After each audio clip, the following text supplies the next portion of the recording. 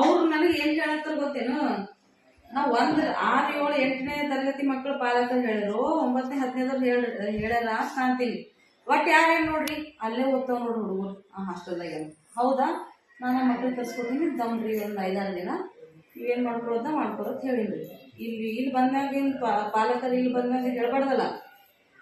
ಇಲ್ಲಾದ್ರೂ ಸೋಡ್ಸಿಲ್ಲ, ಅಲ್ಲಾದ್ರೂ ಸೋಡ್ಸಿಲ್ಲ. ನಮ್ಮ ಮುಂದೆ ಯಾರು ಬಂದು ತೊಳಿಲಾಕ್ರಿ. ನಾವು ಸಂಚೆಗೆ ಹೋಗೋದು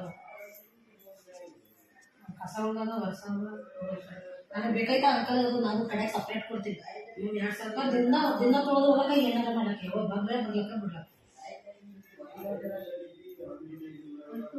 ಮನ್ಸಿ ಇರತ್ತೀರಿ. ನಮ್ಮದು ನಮ್ಮ ಸಾಲಿ ಅದ, ನಮ್ಮ ಮಕ್ಕಳು ಇದ್ರು ಭಾಳ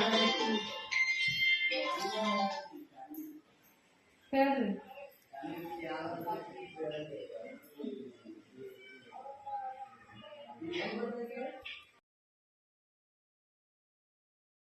ಅವ್ರು ನನಗೆ ಏನ್ ಹೇಳತ್ತಾರ ಗೊತ್ತೇನು?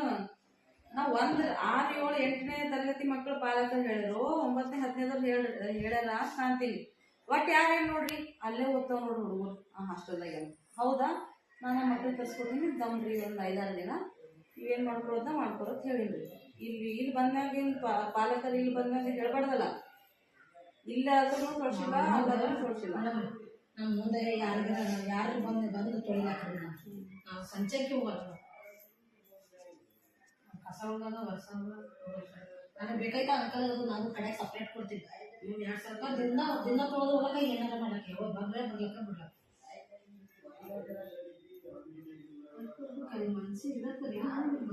ನಮ್ಮದು ನಮ್ಮ ಸಾಲಿ ಅದ, ನಮ್ಮ ಮಕ್ಕಳು ಇದ್ರು ಭಾಳ ಹೇಳ್ರಿ.